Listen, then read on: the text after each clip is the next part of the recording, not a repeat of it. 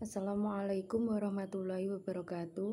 Perkenalkan, nama saya Siti Rosida Aprilia dari kelas 3B BKI. Di sini saya akan menjelaskan tentang ketertarikan antar manusia. Ketertarikan adalah sebuah fenomenal yang dialami oleh setiap orang di dalam kehidupannya. Terkadang ketertarikan itu berawal dari sebuah proses interaksi antara satu individu dengan individu yang lainnya. Di dalam proses ini, individu menemukan sesuatu yang menjadi faktor ketertarikan dalam menjalani hubungan. Berikut adalah beberapa asumsi mengenai faktor ketertarikan. 1. Ketertarikan itu adalah berawal dari suatu yang nampak atau aperanse yang berupa fisik dari lawan kita. 2. Kesamaan di dalam sikap menjadi dasar untuk saling tertarik. 3. Kedekatan atau proximity, kedekatan antar personal dalam menjalani sebuah hubungan tentunya akan membuat seseorang merasa tertarik dengan lawan kita. Karena dalam menjalani sebuah hubungan itu, tentunya kita akan mengetahui apa yang ada dalam diri lawan kita.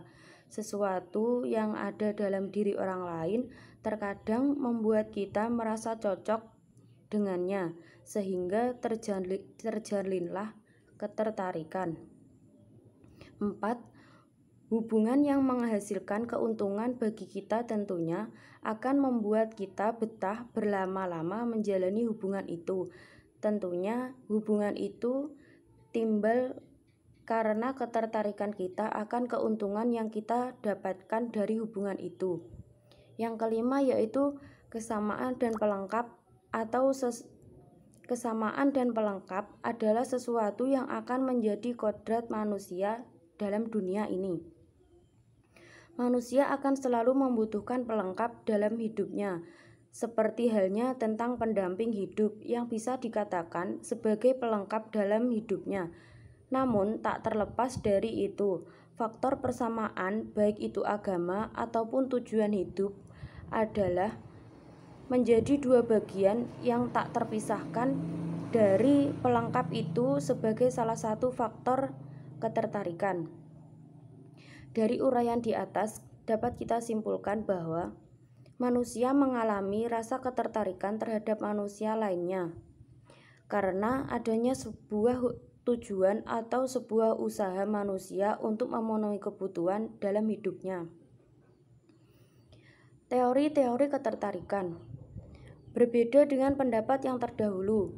Di sini dari beberapa ahli yaitu Donald E. Allen, Rebecca F. Guy, dan Carles dalam bukunya Sosial Psikologi as Social Process 1980 mencoba mengembangkan beberapa teori yang akan menerangkan tentang terjadinya ketertarikan. Ketertarikan adalah suatu proses yang dengan mudah dialami oleh setiap individu, tetapi sukar untuk diterangkan. Di sini dikemukakan adanya 3 orientase teori utama yang paling berbeda dan masing-masing memandang tingkah laku dengan cara berbeda. Tiga pendekatan ini adalah kognitif, reinforcement, dan interaksionis. 1. Teori kognitif. Teori kognitif menekankan proses berpikir sebagai dasar yang menentukan tingkah laku. Tingkah laku sosial dipandang sebagai suatu hasil atau akibat dari proses akal.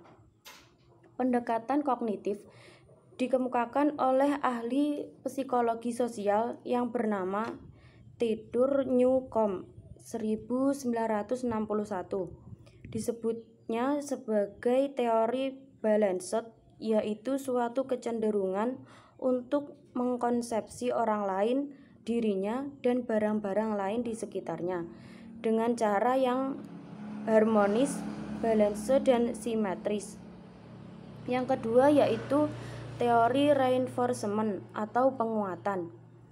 Penguatan atau stimulus atau respon adalah teori yang berakar pada teori belajar yang menginterpretasikan ketertarikan sebagai satu respon yang dipelajari. Teori reinforcement berusaha menemukan bagaimana ketertarikan datang untuk pertama kalinya. Dasar teori ini cukup sederhana. Orang ditarik oleh hadiah dan ditolak oleh hukuman. Kita semua lebih suka menjadi tertarik kepada orang-orang yang menghadiahi atau menghargai kita daripada orang yang menghukum dengan kritikan atau hinaan. Percobaan teori ini telah dilakukan oleh Lott dan Lott 1965. Namun, muncul pertanyaan dengan teori ini, bahwa bagaimana kita mengukur kenyataan bahwa kita tetap memiliki ketertarikan yang kuat terhadap seseorang. Sementara itu, orang tersebut menghukum kita. Misalnya, hubungan antara orang tua dan anak. Meskipun orang tua menghukum anaknya, tapi biasanya tetap saja hubungan di antara keduanya sangat kuat. Yang terakhir yaitu teori interaktonis. Teori ini beranggapan bahwa setiap orang dirancang untuk menyukai orang lain. Ide tentang teori ini bukan dikembangkan dari peneliti ketertarikan laboratorium di mana subjek merespon orang yang belum mereka kenal, tetapi dalam situasi alamiah di mana suatu keputusan selalu dihubungkan kepada situasi sosial di mana seseorang menemukan dirinya. Levinger dan Snook 1972 menekankan di dalam penelitiannya bahwa faktor terpenting di dalam suatu hubungan berbeda dari waktu ke waktu. Diketahui bahwa seseorang suami tertarik pada istrinya mula-mula karena sifat penurutnya. Akhirnya diketahui bahwa sikap ini tidak cukup menopang perkawinannya. Suami ini mungkin menemukan ciri-ciri lainnya yang ada pada istrinya yang menjadikan ia terus-menerus tertarik. Teori ini lebih menitik beratkan pada ketertarikan antar pribadi suatu konsep. Terima kasih. Wassalamualaikum warahmatullahi wabarakatuh.